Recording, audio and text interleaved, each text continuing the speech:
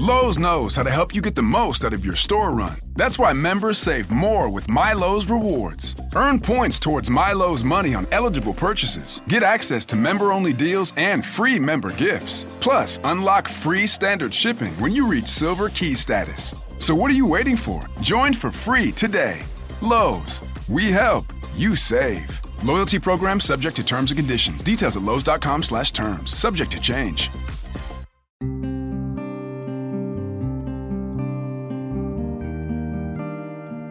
This is Fortune's Wheel, a podcast history of the late Middle Ages, and I'm Jonathan. In an effort to keep this show going and one day be supported without ads, I'd like to invite everyone listening to become a supporting listener on Patreon. For as low as just $1 a month, you can enjoy listening to the various standalone series as well as complimentary series that seek to fill in the gaps with information that didn't quite make it into the public show. If you support what's happening here and want to hear more, please head over to Patreon and become a supporting listener. The link is in the show notes of this episode. Now, on the last episode, we learned about one of the coolest epitaphs in world history. Quite fitting for the man who it is dedicated to. On today's episode, well, I hope you're sitting down. I've got another epitaph to discuss, but it's not an epitaph of words per se. Confused yet? Let's get into it. This is episode 144, entitled An Example to All. Thank you for listening, and hope you enjoy the show.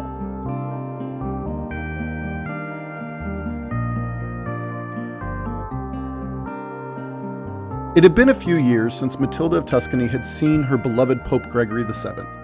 In the intervening years between 1081 and 1085, Matilda had welcomed a wide swathe of pro-Gregory bishops and abbots and priests to her mountaintop fortress and home of Canossa. If you remember, these men were harassed and driven out of their monasteries, abbeys, and cities due to their allegiance to Gregory VII and his anti-German sentiments and reform. Even if they sat on the fence of the issues, if all they wanted to do was to serve their parishioners, if they did not declare for King-turned-Emperor Henry IV, well, they found no home where they were. And it wasn't exactly the people themselves who drove them out. It was the nobility and higher-ups in the Catholic Church, pecking order, who drove them right into an open arms of the Countess of Canossa. And Matilda, as I said, opened her arms and welcomed them in, offering them both room and board until things shifted once again. One notable who found refuge in Canossa was the Bishop of Lucca, named Anselmo, who by July 1081 had made his way to Matilda's refuge for the recently dispossessed. Anselmo and Gregory VII had been close, quite close, and in his absence, Anselmo seemed to quickly fill the gaping hole in Matilda's spiritual heart. Gregory VII, in his own words, felt infinitely better that Matilda had someone like Anselmo to help her through these tough times, as he himself was unable to join her. Canossa was far too deep into Henry IV's domains that had he tried to make the journey to her, or her to him, some ambitious person would happily have jumped at the opportunity to hand-deliver him or her to the emperor in the hopes of receiving some grand reward in exchange. Granted, Matilda was still hugely popular among the layfolk of Tuscany. The risk was simply too high. It was best to keep their distance from one another and stay off the Tuscan roads.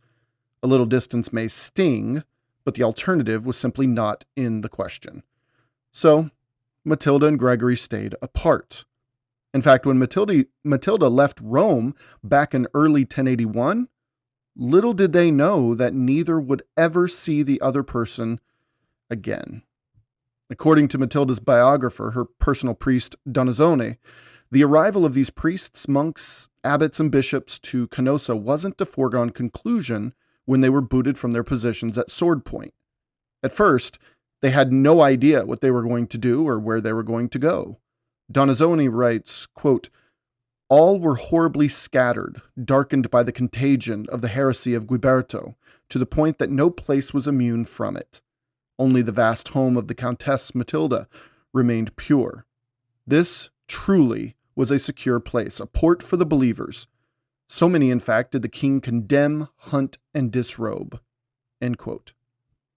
Canossa was indeed a safe place in a very dark and dangerous world, and Matilda spent every penny she had on these men. In Spike's estimation, from Matilda's perspective, it was truly, quote unquote, the word against the iron weapons of Henry IV.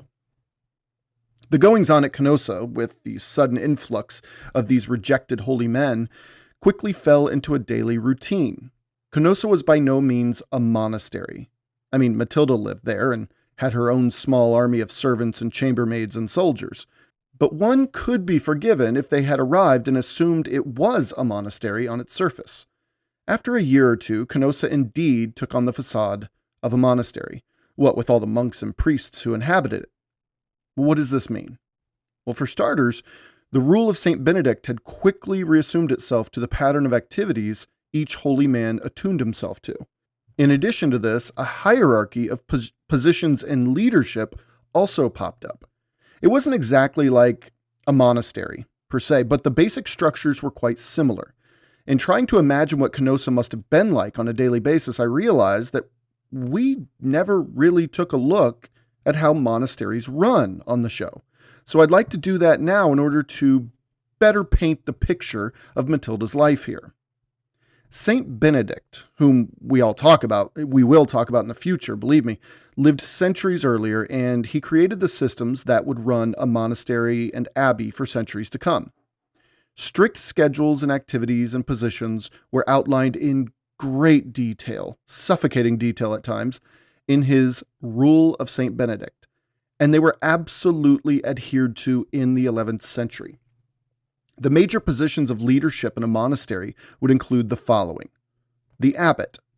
This was the highest position in an abbey, but not always on site at a monastery.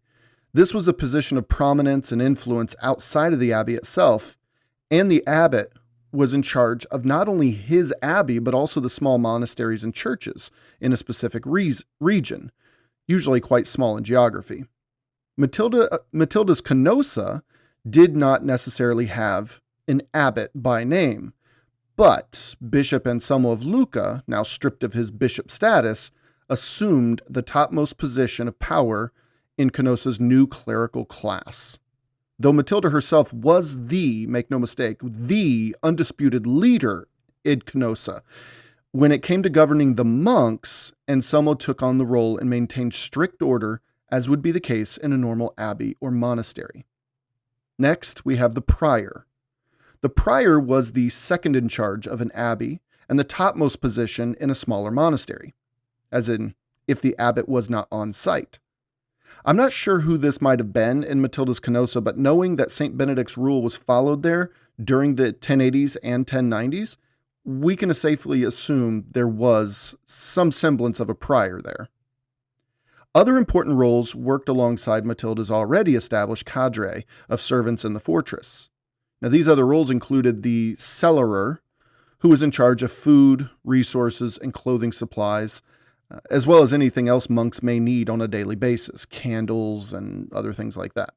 Next, we have the magister, or master of novices, who was responsible for the education of new members and novices so that they may integrate themselves into the group as well as come to know the strict adherence to St. Benedict's rule. Then we have the praepositus, or dean, who was tasked with a specific group of monks or a place such as the chapel, the dormitory, or the grounds. This person maintained order in these areas, which was crucial for smooth day-to-day operations. The infirmarian was the man in charge of everyone's health and well-being, including the elderly, who were cared for until their passing. Now, the next two roles I personally don't think existed at Canossa during this time. It's personal. They were the porter and the almoner. The porter usually was in charge of entrances and exits, greeting those who came in and wishing Godspeed to those who left, a sort of holy Walmart greeter, you could say. But he was also in charge of keeping track of every single person who entered, as in where he or she went, and who he or she was talking to, and where he or she should be at any given moment they were inside the grounds. It was quite meticulous role. The other, the almoner, was tasked with distributing services and charity to those who came to them in need and the poor in the area who needed assistance. Now, something tells me that the porter's job was already the job of Matilda's armed guardsmen, who manned the catwalks and towers that gave her a 360-degree view of her surroundings for miles and miles around. And I don't exactly think that the role of almoner was there either, as the roads in and out of Canossa were heavily guarded by Henry's loyalists, so I can't imagine there were many visiting in need of assistance. I don't know for sure, but I can't imagine it. Most probably wanted to stay away from such a controversial place, but I could be wrong. Now, as for the daily routines in Canossa, St. Benedict's rule also controlled that as well. Originally, the monk's day would begin promptly at midnight with what was called vigils, which were long services in which psalms and verses from the Bible were repeated, literally meaning night watches. Vigils were, again, the beginning of the day for all monks. Now, immediately after vigils were what was called matins, which were similar, I suppose, but they were said later in the morning, though the sun had still not risen when these were observed. Matins were shorter and typically consisted of prayers and the recitation of psalms, as well as even scripture readings. Now, I said originally St. Benedict's rule stated these were separate prayers, services between midnight and sunrise. However, by the late 11th century, this time period, nearly all monks across Europe combined the two. The term vigil and matins had become interchangeable. But the one thing that didn't change is that a monk would wake up at midnight, march to the church together from the dormitory, and begin their day with prayer. So, after matins, most monks would go back to sleep, while others would light a candle and read or write their correspondences. Either way, just before sunrise, just as the eastern horizon first began to lighten, monks would wake up once more, this time for good, and participate in what was called lauds. Lauds were the recitation of psalms, prayers, and canticles spoken in the earliest minutes of the day, just as the sun rose and splashed its rays through the church's windows and onto the walls all around them. This was quite simply a monk's time to thank God that they reached a new day. Immediately after lauds, monks would enter into Lectio Divina, which was a time of private reading and study. Sounds great to me. Monks would devote every last drop of thought and focus to meditate upon whatever verse, story, or psalm in the Bible they wished. This would last a couple hours. After Lectio Divina, by late morning, it was time to hit the fields and buildings for some manual labor. Farming, gardening, building maintenance, housekeeping, copying manuscripts, whatever it was that needed to be done around the monastery to keep it strong and maintained, involving their hands and backs and feet, well, this was the time to do it. Between 9 o'clock and 10 o'clock a.m.-ish, everyone would stop their work and gather once again to participate in another prayer service called terce. This would include a time of reflection for what they have already accomplished and what they would still like to accomplish throughout the day. After terce came more physical labor until noon, when they would all gather once again for what was called sext. And no, it's not what weirdos and the hopelessly desperate do on their cell phones, because they can't get attention in real life, you know. But sext was a collection of hymns and psalms recited that asked for God's continued protection.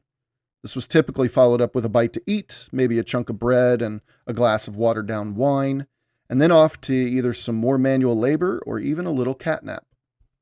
By mid-afternoon, say 3 to 4 o'clock p.m., monks would gather for none, which was the name for mid-afternoon, you guessed it, prayers. As the day was drawing to a close, nuns were the final prayers offered while the sun was up, and it was a chance for monks to give thanks for another day of study, work, and devotion. After the sun had disappeared for the day, monks would gather and eat a communal meal, which was a little more than the standard bread and diluted wine they had had throughout the day. This meal was called supper, and it consisted of less diluted wine, bread, and the rest depended on where you were. In England, they enjoyed a small portion of eel and some goat's cheese, for instance. In Tuscany, it would have been poultry, different cheeses, and even some figs and other fruits. Supper was more substantial by far, though. It was still a meager ration at best. Either before or after supper were what were called vespers, which were the evening prayers focusing almost solely on Thanksgiving.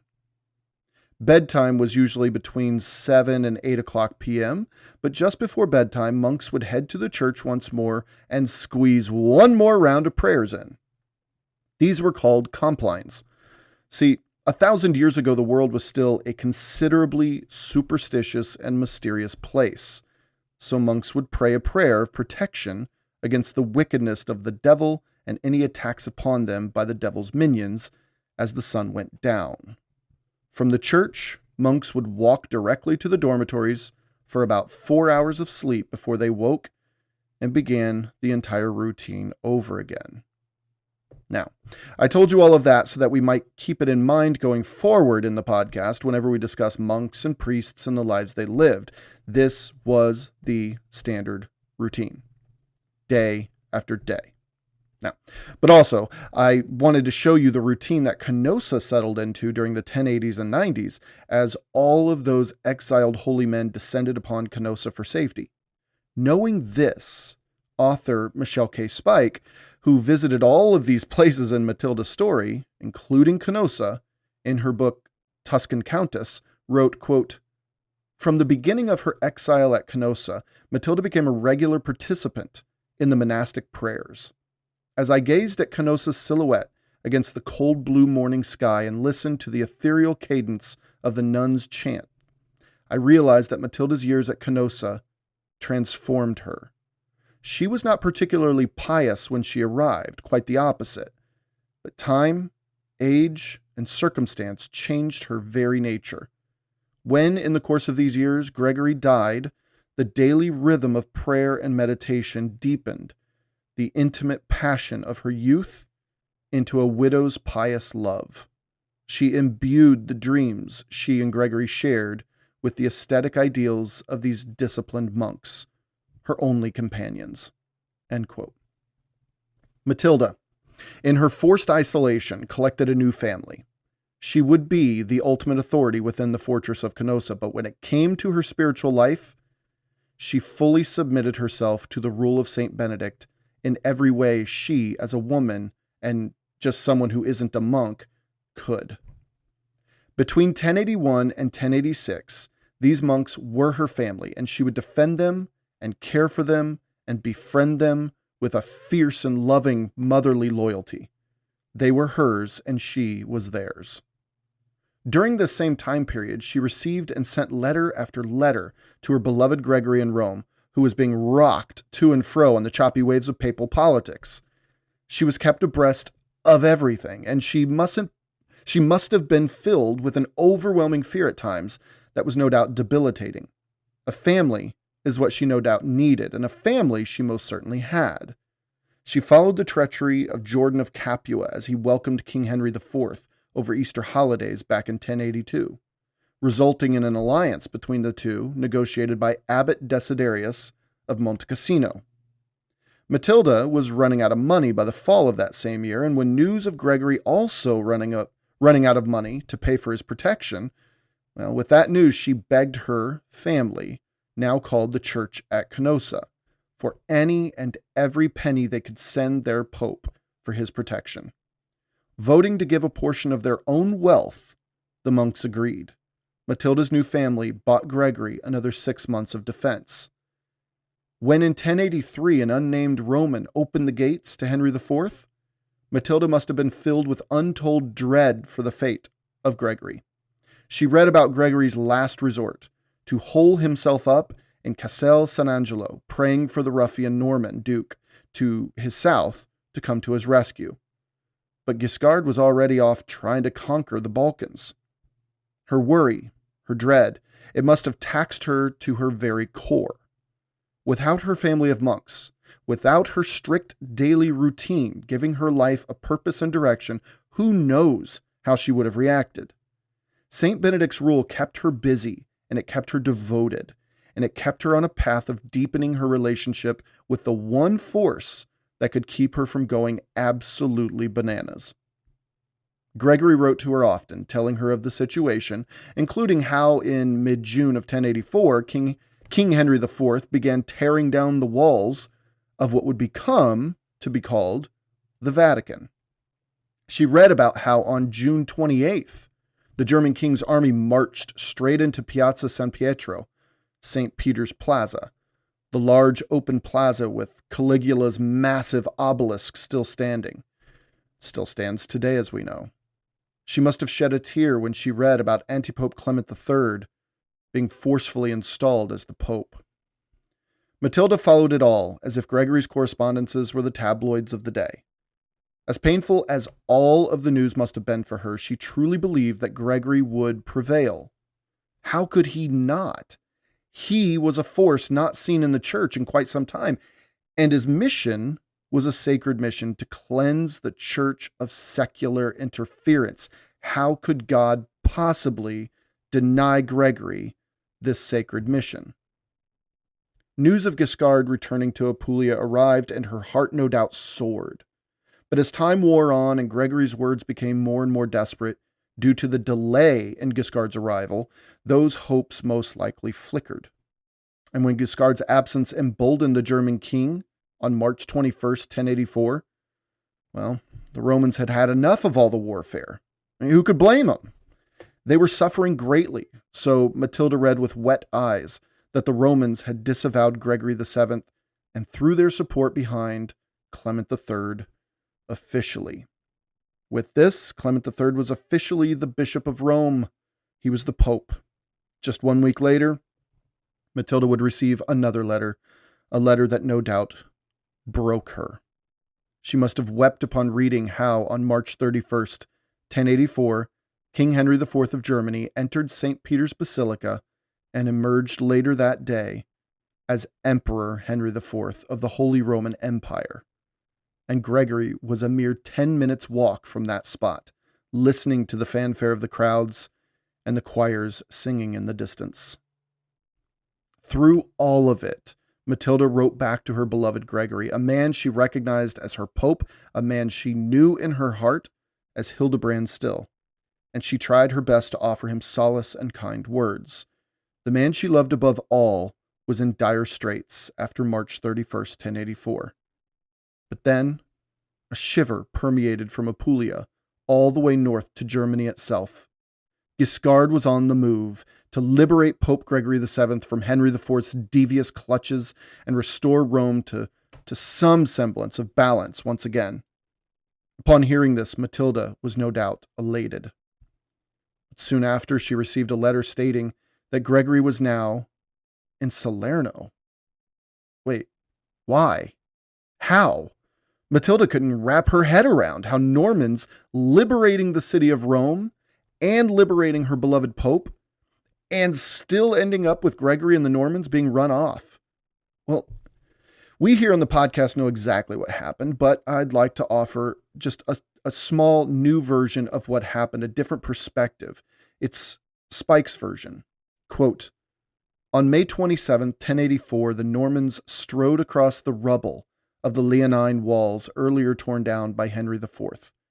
Not a drop of blood should have been shed. Only something went terribly wrong.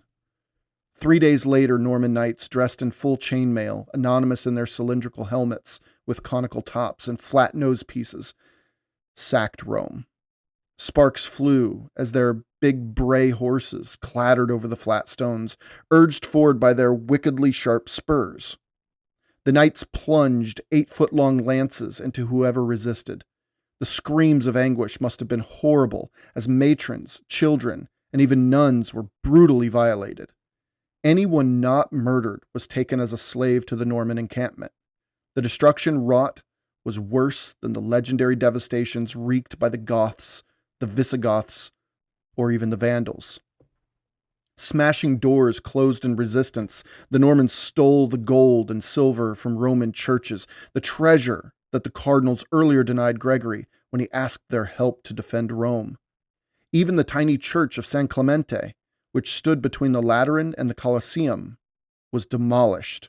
It was the titular church Ugo Candida, he who accused Gregory at Worms and Bressanone. Wisps of smoke that rose above the rubble was all that remained of the legendary buildings that had inspired Matilda and Gregory to imagine a new empire. End quote. Spike's a wonderful writer.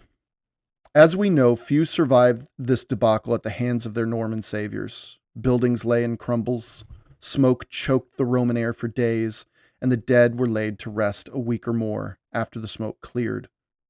While the city cleaned itself up, a sharp realization occurred to them all as they piled the dead upon carts, much in the same way that stones and pieces of walls were piled and cleared from the streets. People talked during this time. They always have. They always will. And as people spoke with festering resentment toward their Norman saviors, their focus turned to the very man those Normans were there to liberate. They realized it was never about them. It was about him, their Pope, Gregory VII. But did Gregory deserve the wrath of the Roman people? Well, not once did Gregory appeal to Guiscard to stop the ravaging of the Eternal City. There's that. Gregory watched the fires blaze, the smoke billow, the homes turn to ash, some with people in it. He watched churches collapse. He listened to the terrified screams of women and children, the clangs and clashes of swords and shields, the grunts of hand-to-hand combat, the galloping of hooves through the streets. Gregory listened to the cries of the dying and the wails of those mourning their fallen loved ones. Fathers screamed at the heavens while they held their daughters' limp bodies in their arms. Young sons beat the chests of their fathers, who lay bloodied in the streets, begging them to open their eyes. Mothers were apoplectic with grief as they held their babies close to their chests, praying for them to start breathing again. Husbands pulled their wives off of the bodies of their murdered children. This may seem a bit melodramatic, but this was reality for these people. This was what was unleashed upon the Romans when Guiscard marched his army inside the walls. And again, what did Gregory do? Gregory stood idly by while devastation and evil descended upon the throne of St. Peter. Why? Gregory VII, as pious and devoted to the church as he was, well, also in my estimation, suffered from an intense pride, a cardinal sin, mind you. See, it all stemmed from the Romans being at his back at every turn, until they weren't. They turned their backs on him when they allowed Henry IV to install Clement III as their new bishop, and they betrayed even more when they allowed the crowning of Henry IV as the new Holy Roman Emperor. Indeed, Pope Gregory VII had become deeply, deeply embittered by 1084. He was a resentful man by the spring, and he didn't bother to hide it by the time the Normans came to town in May. Words speak loudly, and action always speaks louder than words. But I contend, inaction, well, it might be deafening. Spike writes the following, quote, Gregory spewed forth bitterness against the Romans, resembling the holy Satan that Peter Damian had immortalized decades before. Peter Damian's words here, quote, These evil conspirators have lifted up their hands against us for no other reason except that we would not let the peril of the Holy Church pass in silence. End quote. Now, as far as Gregory was concerned, the Romans simply received a little divine retribution for turning their backs on God's right-hand man here on earth. The Normans stuck around for a few more weeks, settling themselves in the city, while the residents cleaned the mess up, which no doubt sat pretty terribly for the Romans, I'm sure. Now, during these few weeks, Gregory was surprised that the Romans didn't see things the same way he saw them. Surprised. He believed that they would see the errors of their ways, head to church, and beg for a mea culpa, and move on once again, embracing Gregory as their bishop. But the cleansing that Gregory expected never materialized. The Romans quietly made their feelings known to the pontiff, and by the time Robert Guiscard packed his army up and began marching south back to Salerno, back to his campaign in the Balkans, well, Gregory was just about the least popular person in the entire city. Sad and pitiful, Pope Gregory VII humiliatingly rode away from Rome alongside Guiscard, his son Roger Borsa no doubt riding along with his father. It was late June 1084, and Gregory would never see Rome again. Now, word spreads like wildfire of the doom that descended upon the Eternal City at the hands of the Normans, so it didn't take a letter from Gregory to tell Matilda of it. But word did come, and she could easily tell that the intense fire that had once lit the ambitions of this brilliant man, her beloved, her pope, it was simply not there any longer. He'd lost all hope. Now, as for Matilda herself, she heard word around this exact same time, late June 1084, that Emperor Henry IV had just crossed the Alps and returned to Germany. Remember, he got out of there the moment he heard that Guiscard was moving north. Now, in the wake was a jubilant but exhausted army of Lombards who were all in the process of dispersing themselves back to their homes, safely dropping off their victorious clergy along the way.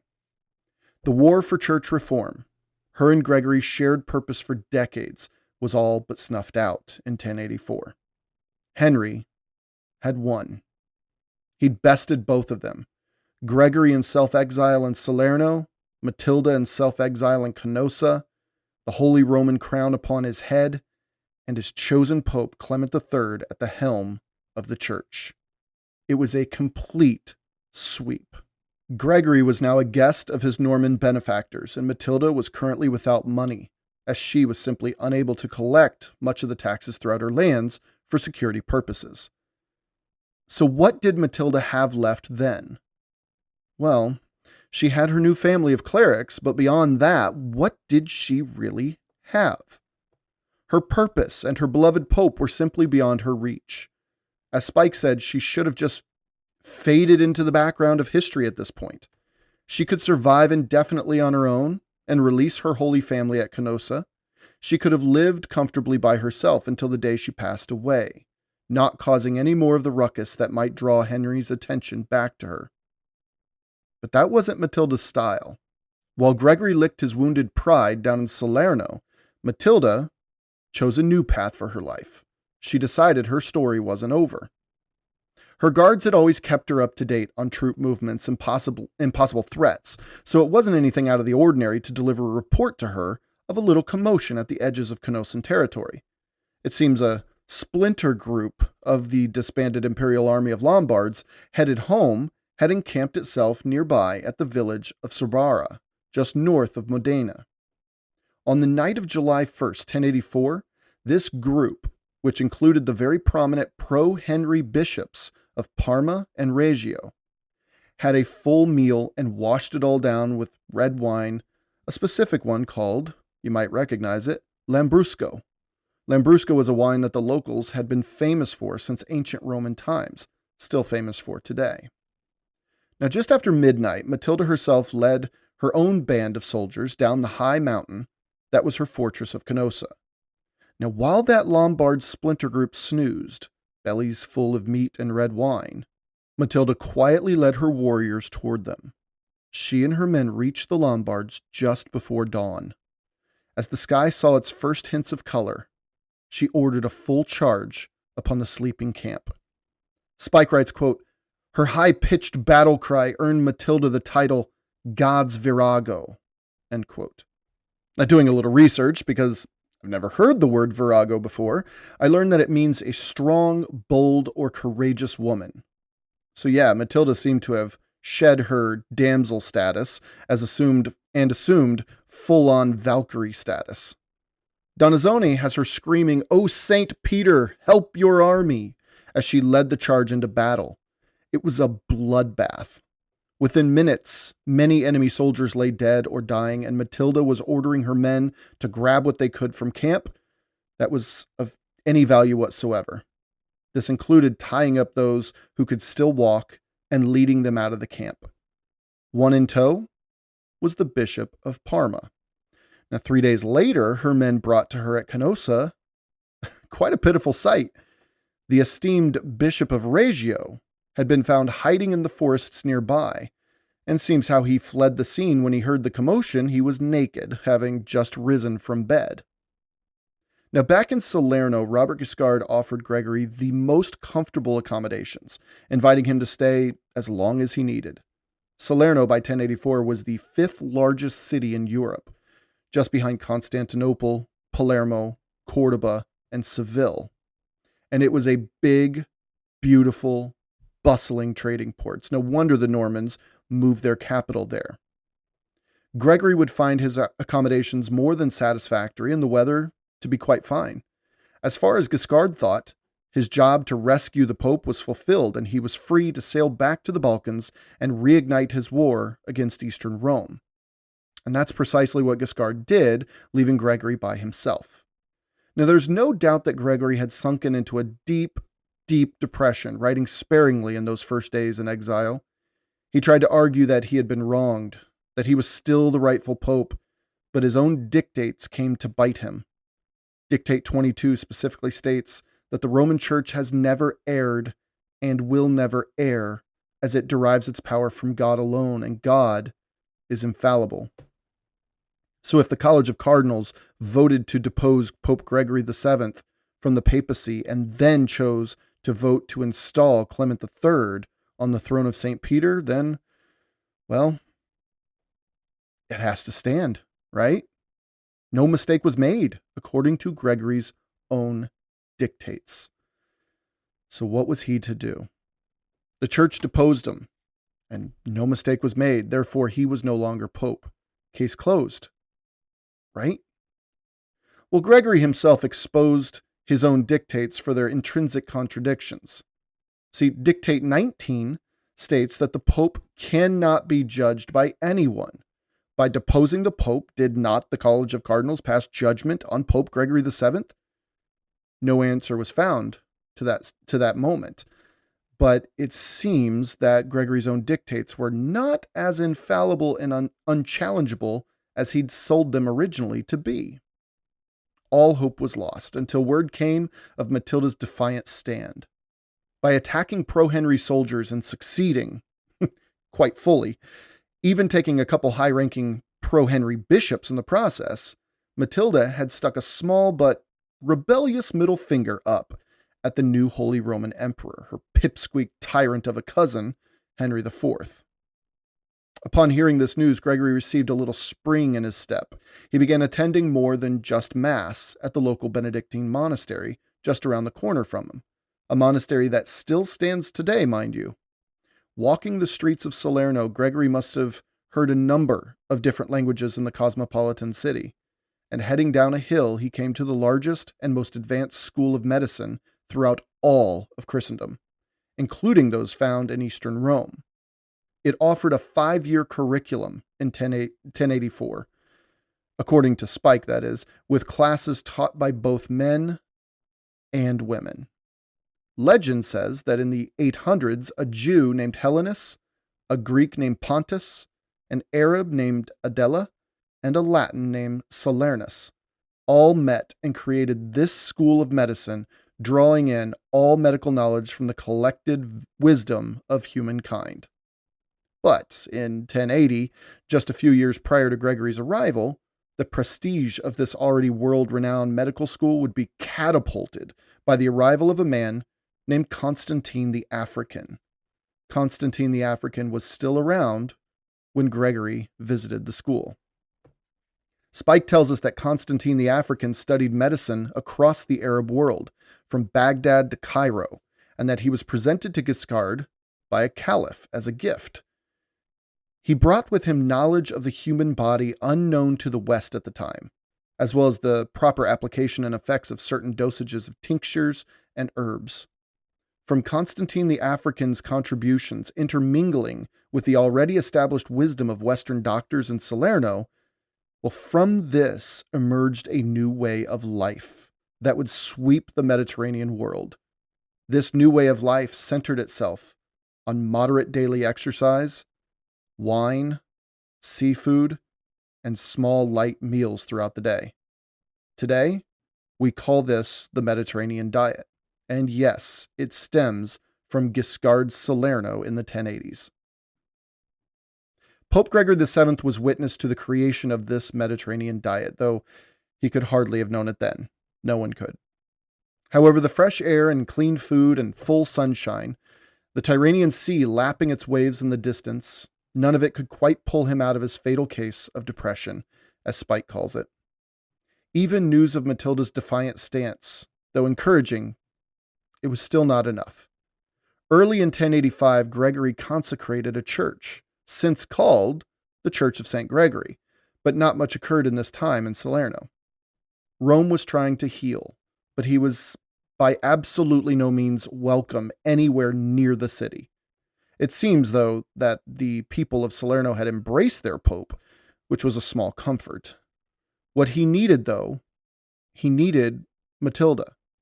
When she was by his side, he took on kings and he took on dukes. He issued decrees and he declared his reforms canon across the entirety of Christendom. He was a firebrand when his red-haired beauty Matilda was with him. It had been 5 years since he'd last seen her in person, and his heart ached. He was effectively no longer pope, though history would remember him as one up to his death. As far as he was concerned, though, history would all but forget him.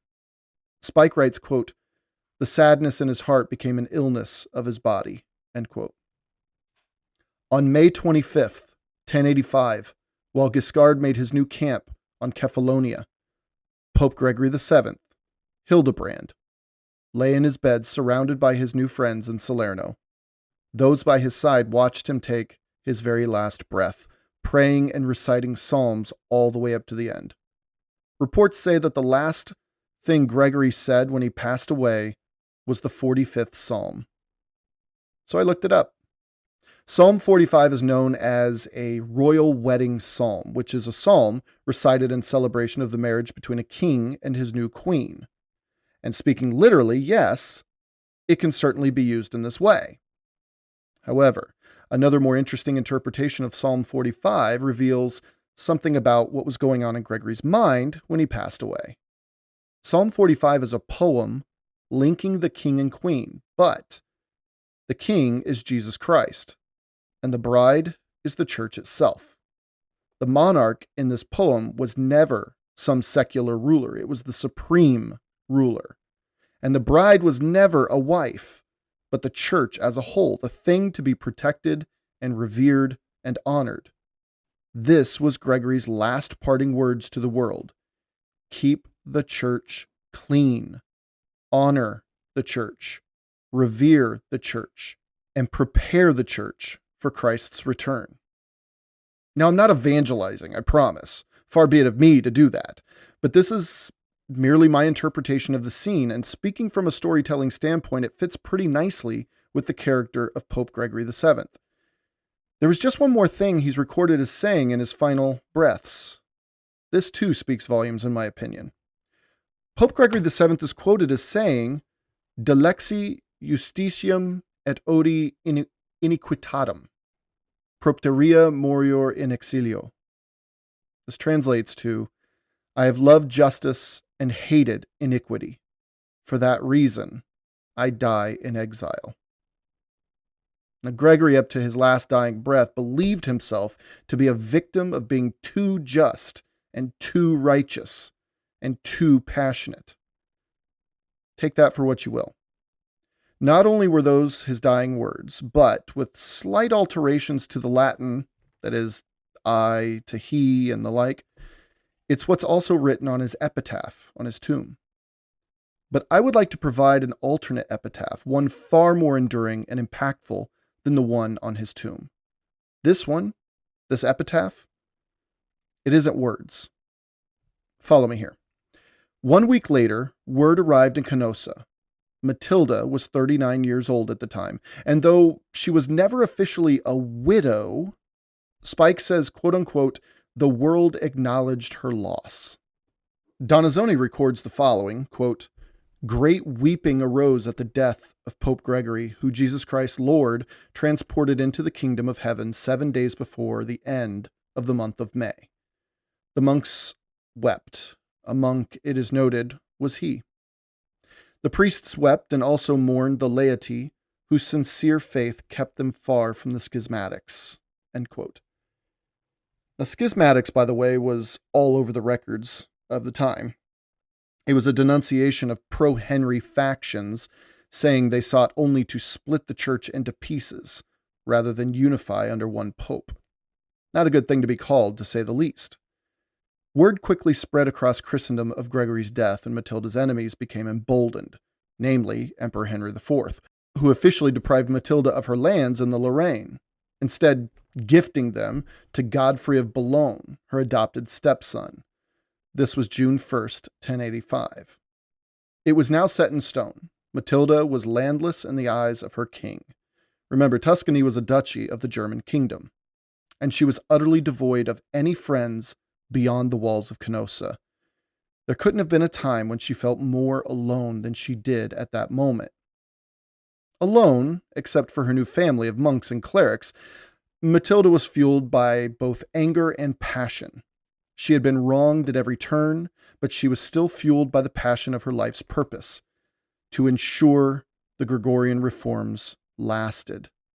It's the last vestige of her one true love in this world, and that they would continue to sweep across Christendom and separate the church from any pompous, entitled, secular ruler.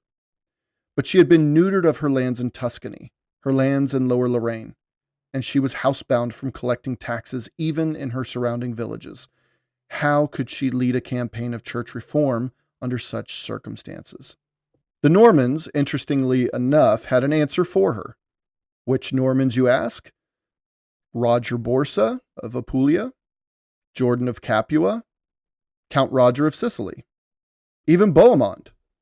Nope.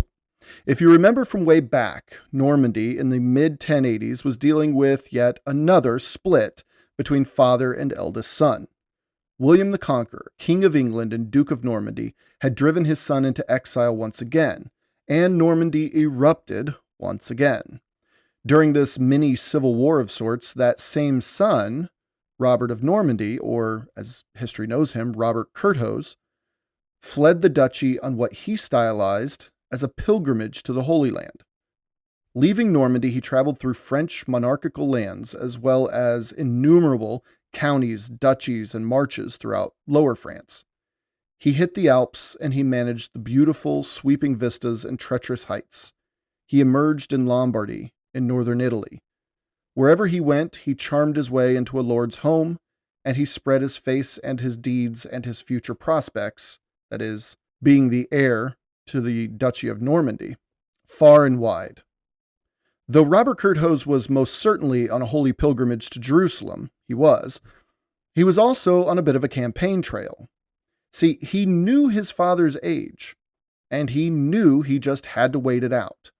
Maybe a pilgrimage would wipe the slate clean of his past deeds and misbehaviors, and being his father's publicly chosen successor, this would pave the way for a smoother transition into the role of Duke, if not also the role of King of England. Robert Curthose's future, all things considered, looked pretty bright in 1085 to 1086. Now, by the time he reached Tuscany, everyone knew of his travels. Back in Canossa, Matilda no doubt heard word of a Norman nobleman of extremely high rank. The heir to the duchy itself was en route and may very well pass by Canossa. She was still stewing on what her next steps would be, even though her hands were tied at every turn. And when Curthose's contingent of knights approached her lands, they, of course, did the dutiful thing, and they stopped, sending a messenger with an appeal for safe passage, and maybe even a visit to her mountaintop fortress. Spike writes, quote, "They must have been a fearsome sight on their huge black steeds up the narrow mountain ridges, in their full-length chainmail. These huge warriors stayed in the mountains of Canossa for a few months. That she allowed them entry at all means she must have seriously considered what they came to propose, a marital alliance between Matilda and Robert." End quote. You read that right. These two seemingly separate worlds, an emotionally exhausted and spiritually ravaged Tuscany, and the embattled and violent Normandy, separated by more than mountains, more than miles, but of culture and loyalties and customs and language and history. Yet, as Spike tells us, quote unquote, Matilda needed an army. When she was 16 years old, Matilda had kept a marriage at bay for 5 full years, nearly unheard of for a medieval woman. Succumbing to the forced wedding, Matilda married a man she found most hideous, and even gave birth to a son to this man a year later. However, she endured the worst pain, the pain of the loss of a baby. She walked away from that marriage, one that she simply refused to participate in. She'd loved one man, Pope Gregory VII, and he was now dead almost 1 year later. What's more, upon Robert Curthos's approach, Matilda lost another mentor and spiritual guide in Bishop Anselmo of Lucca, who died on March 18th, 1086. At this point, though, Matilda could do what Matilda wanted. She'd done it before, and she'd do it again. But this Robert of Normandy, Curthose as they called him, he was quite a man. He was cunning and brave and quite stunning to look at. Spike says that Robert had, quote-unquote, a reputation as a favorite of the ladies at court. She says he was, quote, an able climber, archer, swordsman, and lancer, and was a most famous adventurer, end quote. He had a reputation as a smooth talker, too, a violent man when he had to be, and a clever mind. Spike continues, quote, he had the training to lead her troops, whoever they were, into battle. As a warrior, he probably could have attracted more men to fight for him than any woman, however brave, end quote. An answer to her problems had walked right up to the walls of her fortress. But this calls into question a number of other things, but here are two that strike me as I thought about it. One, so far, Normans had simply traveled through Tuscany on their way to the Mezzogiorno and beyond. What would untold numbers of Norman knights do to the fabric of Tuscan life going forward if it wasn't just traveling through? They were there for Tuscany. Their destination was Tuscany. And number two, more importantly to Matilda, the Normans were a brutish bunch, albeit quite effective. Would she simply be cast aside, her lands reclaimed in her name, but never actually handed over to her? At the heart of Matilda's story is a life devoted to maintaining her inheritance in the face of cultural challenges that sought to push women out of positions of power and autonomy. She quite literally devoted herself to the cause of fighting this, what she no doubt believed was injustice. Tuscany was hers by right, and so was her mother's lands up in the lower Lorraine, and she would not jeopardize that for anything. She'd already done so with her marriage to Godfrey the Hunchback, and now she was deprived of her mother's lands due to the ties from that marriage. Robert Curthose did his best, by all accounts. He had the looks, he had the experience, he had the future prospects of being heir to one of the most powerful duchies in Europe. He had the manpower already at his back. He had the money. What else could this guy throw at this marriage alliance? The hammer dropped when Matilda heard word of a new pope being elected, backed by another Norman, Prince Jordan of Capua. This new pope was the worst possible man for the job, other than Clement III, that is. She knew in her heart that her beloved Gregory would be rolling in his grave, knowing this was his successor. Gregory had stated unequivocally 3 people he believed would carry his reforms forward effectively. Anselmo of Lucca.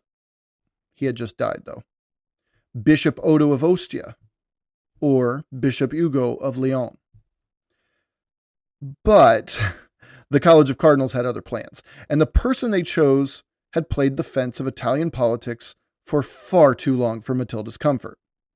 We will learn who this man was who took the great Gregory VII's place as Pope in a handful of episodes, I promise. But as for Matilda and her answer to the remarkable offer given by Robert Curthose, she could not risk her lands to another Norman, nor could she afford to split her attention away from the reforms she and Gregory had spent tireless nights designing. I imagine a scene like this. Matilda sat alone in a large room in her fortress. It was deep into the night, a chill on the breeze coming in sharp lashes through the open windows, whipping the fire in the hearth into a sporadic frenzy. She held a letter in her hands. She'd read it several times in the previous few days. The letter was in the handwriting of her beloved Gregory. It was written years earlier, back in 1080. At the time, she would still see Gregory and stay in Rome once more. They were at the height of rolling out his reforms. Things weren't perfect, but they were in control. Wiping a tear from her cheek, she looked back from the fire to the letter on her lap. Her eyes, watery, were drawn once again to one specific sentence. Gregory wrote of her, "Your love of justice, your zeal for truth, and your devotion to the church shine as an example to all." Looking once again at the fire in front of her, her face hardened, and as she wiped her eyes, she decided these would be the last tears she would shed. She had always loved and trusted Gregory. If he said she was an example for all, and according to his own dictates that she herself helped him write, the Pope as an infallible conduit to God, then it must be true. She would live the rest of her days with one single purpose. She would set the standard for what it is to be that example. Her story isn't finished.